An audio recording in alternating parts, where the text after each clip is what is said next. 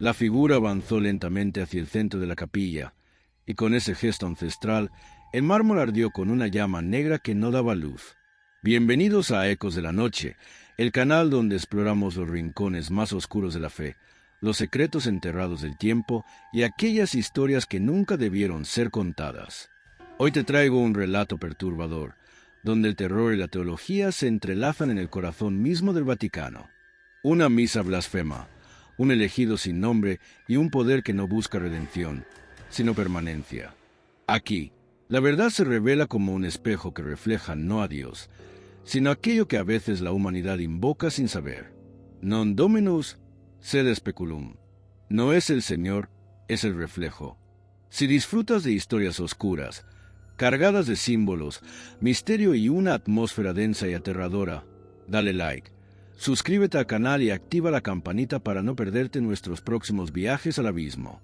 Comparte este video con quienes aman el horror gótico y déjame en los comentarios. ¿Tú también sentirías el peso de esa mirada bajo la cúpula de la capilla? ¿O cerrarías los ojos antes de que sea demasiado tarde? Ahora apaga las luces, respira profundo y acompáñanos en esta historia. El elegido del fin, la misa que nunca debió celebrarse. Solo aquí, en Ecos de la Noche, el último cónclave se había iniciado bajo una luna velada por nubes negras, como si el cielo mismo presintiera el error que estaba por cometerse. En los pasillos del Vaticano, el silencio era tan profundo que parecía absorber cualquier sonido, y el eco de los pasos de los cardenales resonaba como susurros de condena. La Capilla Sistina, normalmente un santuario de belleza, se sentía esta vez como un sepulcro. Algo en el aire olía mal, no a muerte, sino a algo más antiguo, más primitivo. Una presencia. Nadie se atrevía a nombrarla, pero todos la sentían. Los cardenales, de edades avanzadas y conciencias marcadas por los pecados del poder, tomaban sus asientos bajo el juicio final de Miguel Ángel. Sus ojos no se alzaban a la pintura, temerosos de que los rostros allí pintados los miraran de vuelta. El protocolo comenzó como siempre. Votos sellados, oraciones, la promesa del Espíritu Santo. Pero pronto, lo inexplicable sucedió.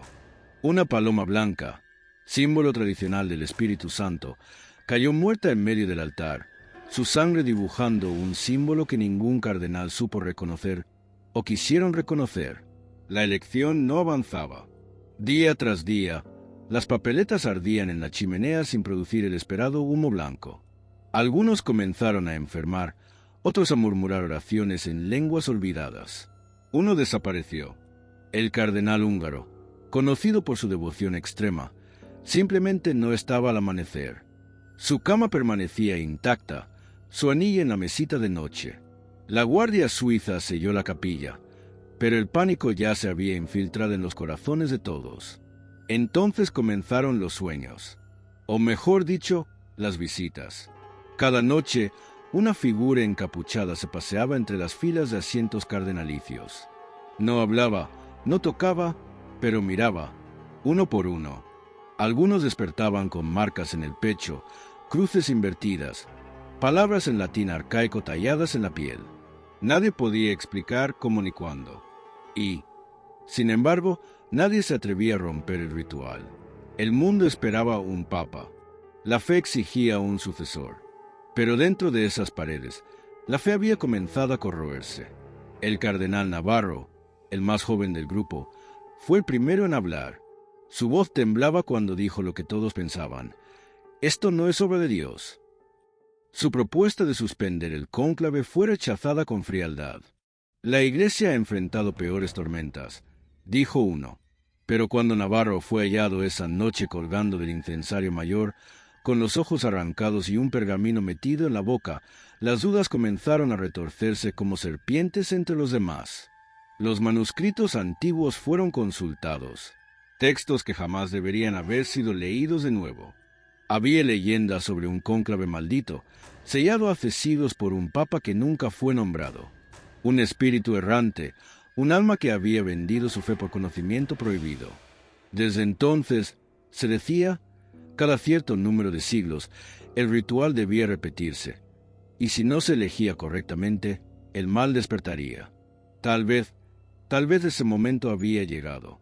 El cardenal Tosatti, de mirada vacía y manos que nunca dejaban de temblar, comenzó a escribir compulsivamente.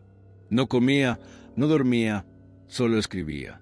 Textos imposibles de traducir, con diagramas de cuerpos desmembrados, símbolos que no existían en ningún alfabeto conocido. Una noche rompió el silencio con un grito desgarrador. «No lo elijan, él ya está entre nosotros». Nadie supo a quién se refería, pero desde esa noche sus escritos desaparecieron, y con ellos él también. La capilla estaba cambiando. Las paredes parecían sudar, dejando escurrir un líquido oscuro que no era agua ni cera. El techo, antes majestuoso, se agrietaba lentamente, como si una fuerza subterránea presionara desde abajo con odio acumulado por siglos. Algunos empezaron a perder la noción del tiempo. ¿Cuánto llevaban ahí dentro? ¿Días? ¿Semanas? Nadie lo sabía con certeza.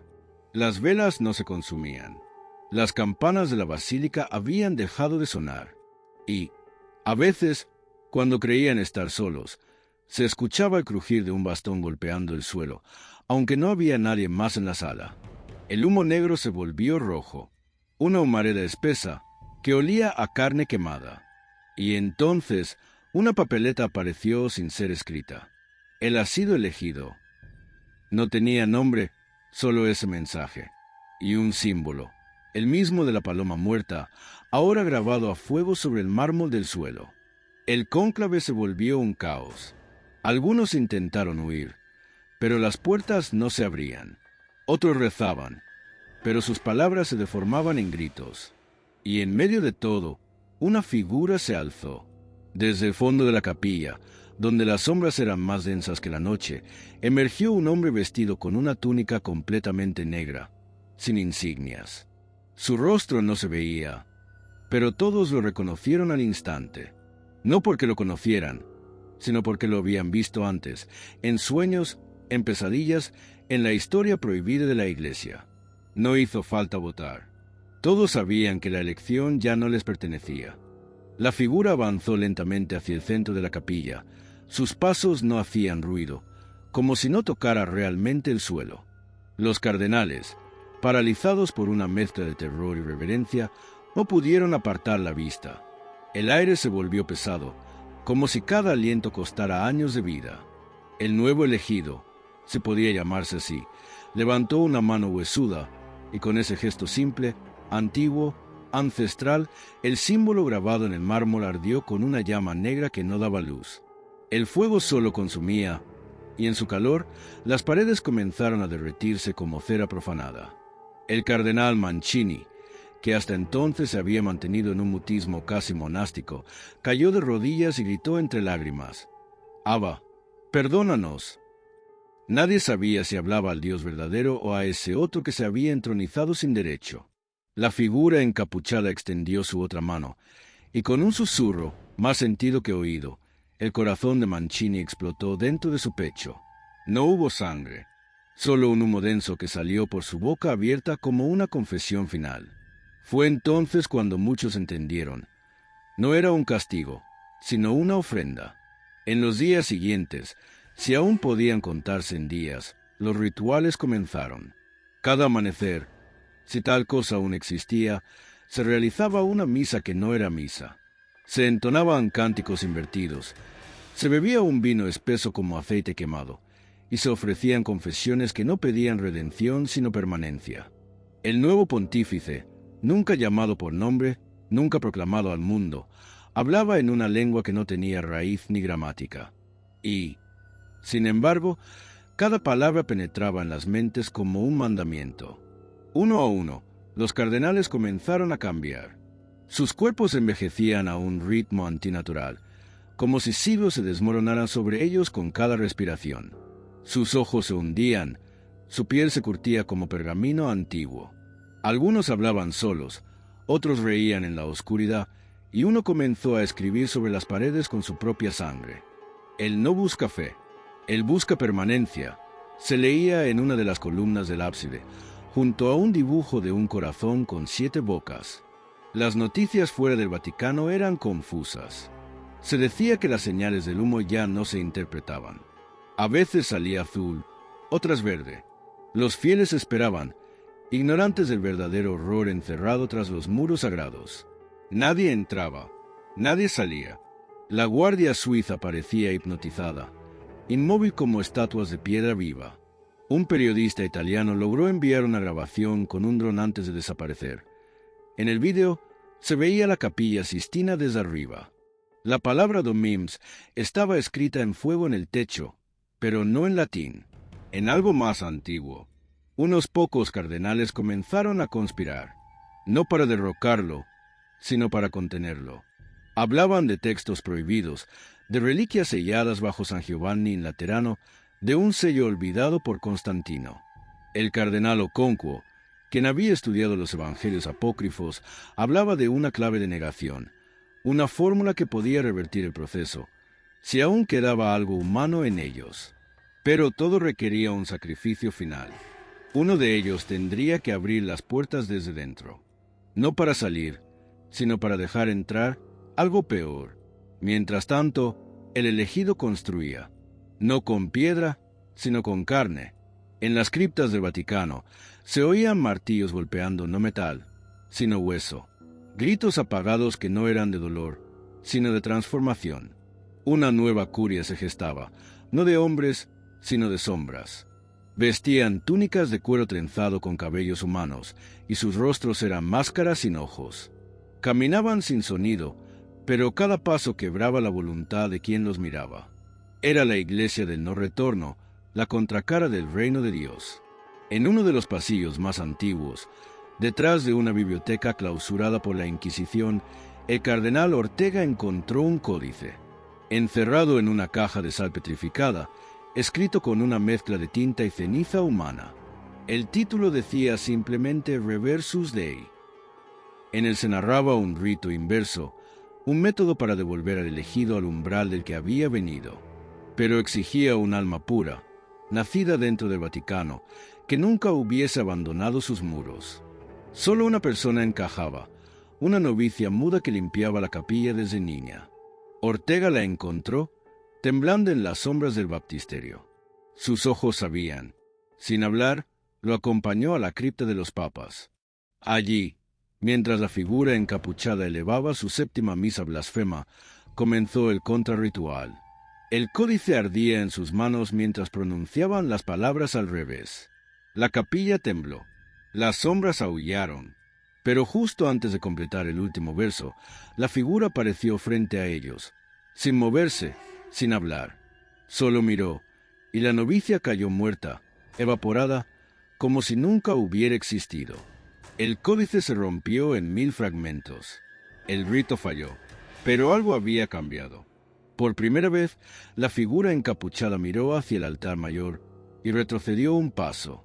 Solo uno, pero suficiente para que Ortega supiera que no era invencible, que aún existía una grieta, una posibilidad.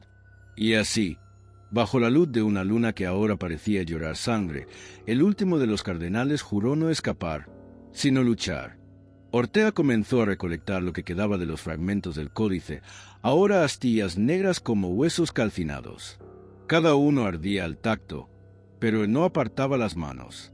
Sabía que dentro de esos pedazos rotos aún residía un eco de poder, una sombra de la negación original. Pasó días, o lo que parecían días, reconstruyendo frases sueltas, reconstruyendo la sintaxis de lo imposible. Murmuraba palabras en un latín que se quebraba con cada pronunciación, como si los sonidos mismos resistieran existir. La capilla estaba más viva que nunca, y eso era lo que más lo aterraba. Los frescos se movían, los ojos pintados lo seguían, y los rostros de los santos parecían marchitarse bajo una luz que ya no era divina. En el exterior, mientras tanto, el mundo comenzaba a manifestar síntomas de una corrupción que no entendía. Las estaciones dejaron de seguir su curso. Lluvias de ceniza caían en pleno verano en Jerusalén, y en el Amazonas crecían árboles con hojas en forma de cruces invertidas.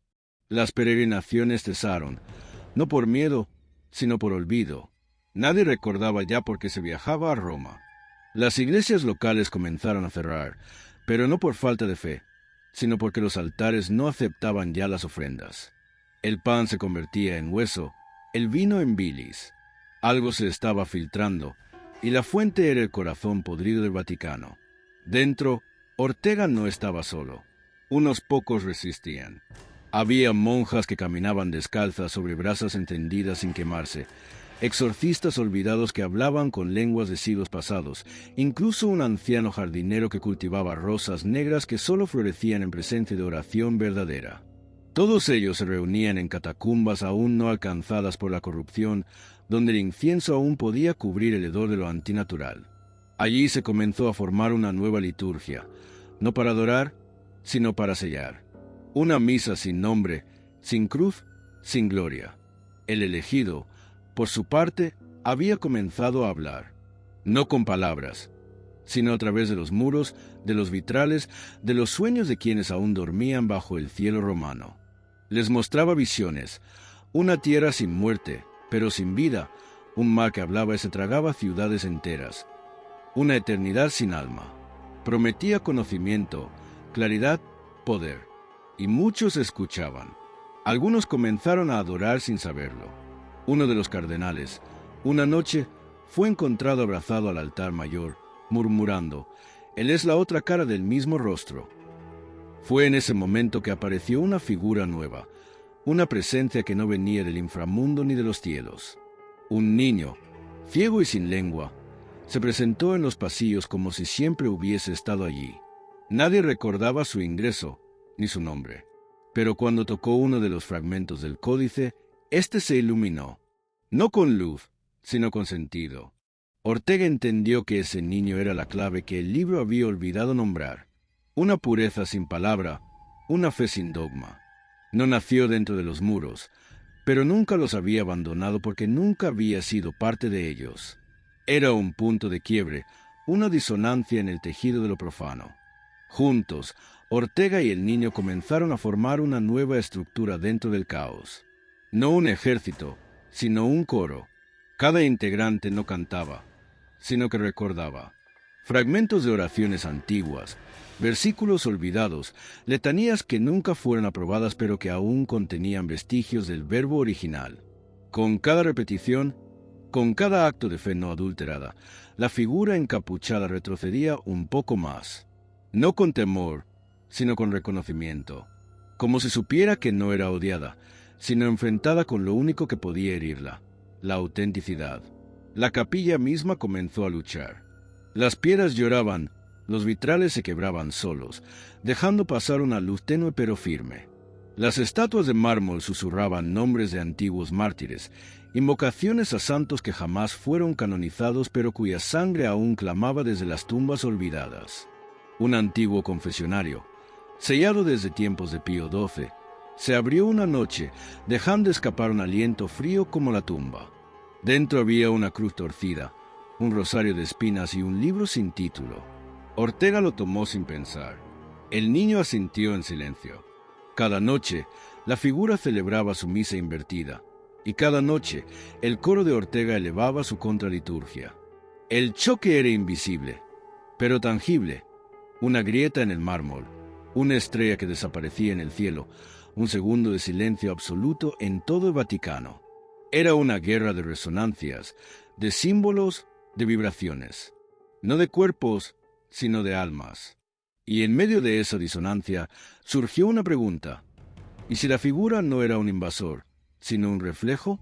¿Una manifestación del exceso de poder, de la ambición papal llevada al extremo? ¿Y si había sido convocada, no llegada? Ortega comenzó a estudiar los registros papales más oscuros. Encontró evidencias de un cónclave secreto durante el siglo XIV, uno que terminó sin elección, con todos sus participantes muertos de causas naturales. Descubrió que el símbolo que ardía en el mármol no era nuevo, sino una variante de una marca herética atribuida a ciertos monjes desertores del monte Athos. Entendió que esto no era una invasión, era una repetición, un ciclo. El elegido no era único, sino parte de una línea oscura que había sido silenciada y cubierta durante siglos.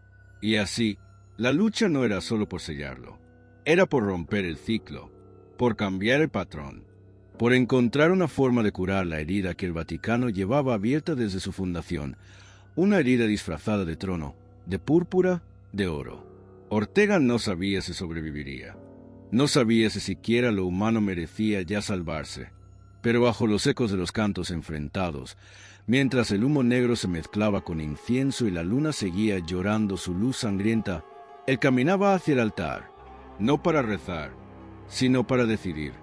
Na penumbra da capela, en quantos cantos invertidos do elegido preenchiamo espaco com ecos de desespero e promessa, Ortega deu o último passo. Não havia mais volta. O menino Semolos, ao seu lado, seguraba o rosario de espinos como se fosse uma chave. O altar diante deles janao era de pedra, mas de carne pulsante, moldado pelas mãos invisíveis da nova curia. Cada batida parecía ecoar dentro do próprio peito de Ortega, que compreendeu, enfim, que aquela estrutura viva era alimentada pela fe distorcida do mundo. Não bastaba selar o mal. Era preciso desnutrilo. E para iso, era necesario apagar a imagen corrompida de Deus que o alimentaba. Levantando o libro sen título, que agora brilaba como uma luz triste e serena, Ortega recitou as palavras finais, não como prece, mas como ruptura. Cada sílaba parecía arrancar pedazos da alma, mas tamén face tremer os pilares da capela. O menino, inmóvel, abriu a boca muda e dela saiu o samantigo, imposível, como o eco de uma verdade esquecida pela própria Criacao. A figura encapuchada parou de falar. Pela primeira vez, hesitou. Suas vezes comecará a se desfacer en poeira, revelando não o corpo, mas o veice en forma humana, o buraco no tecido da realidade. A esencia do escolhido era a ausencia. Era o que sobraba quando tudo era negado. Do chão da capela ergueramse raíces de pedra, espinos de fe antiga, cruces invertidas que se retorciam até quebrar. As paredes choravam sangue, mas o altar comecou a secar. A carne pulsante enrijeceu, así o asumiu, o batimento cesou. O menino caiu de joelhos, exausto, e Ortega sentiu que algo se selava, mas não com triunfo. Com silencio, a figura de último passo para trás, com ele, desapareceu. Não em chamas, não em sombra. Apenas se desfez, como o erro corrigido, como o nome esquecido. Mas o Vaticano não voltou a ser o que era. A luz nunca mais foi tão clara. As cúpulas permaneciam trincadas, os vitrais exhibem agora imagens híbridas. Santos e demônios fundidos em ícones ambíguos.